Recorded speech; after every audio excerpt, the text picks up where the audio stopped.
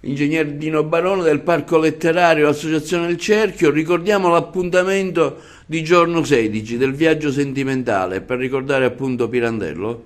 Sì, sabato alle ore 10 a Piazzale Caos e alla casa natale di Luigi Pirandello, nonché al caffè letterario, dove è il punto di riferimento, che stiamo rinnovando per quel che è possibile per fare in modo di renderlo fruibile ai ragazzi che verranno di 2 scuole, 3 classi, e anche alle autorità che hanno già dato adesione, compreso il prefetto che ha telefonato personalmente per dire che sarà presente.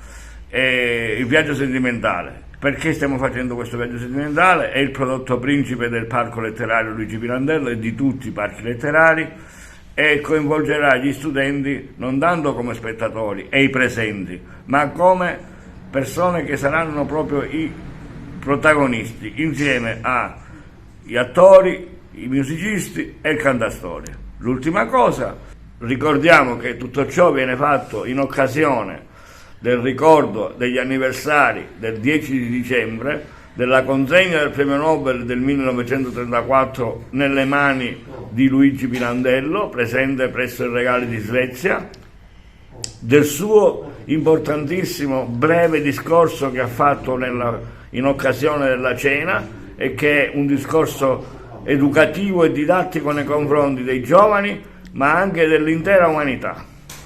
E poi anche nel ricordo del 10 di dicembre, come purtroppo del 1936, quando a Roma Luigi Pirandello completa il suo involontario viaggio sulla terra, come lui stesso lo descrisse.